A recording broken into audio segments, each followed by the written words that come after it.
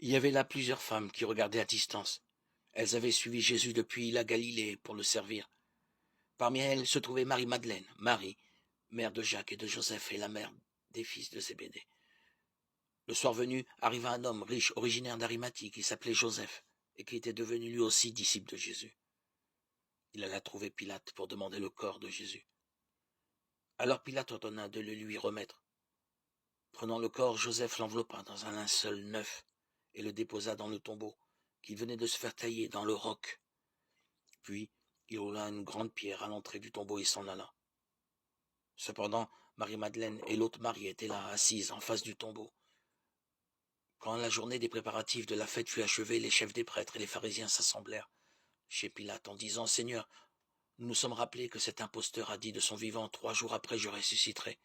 Donne donc l'ordre que le tombeau soit étroitement surveillé jusqu'au 3e jour, de peur que ses disciples ne viennent voler le corps et ne disent au peuple « Il est ressuscité d'entre les morts ».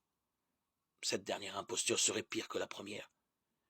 Pilate leur déclara « Je vous donne une garde. Allez, organisez la surveillance comme vous l'entendez. » Ils partirent donc et assurèrent la surveillance du tombeau en mettant les scellés sur la pierre et en y plaçant la garde. Matthieu 27, 55, 66.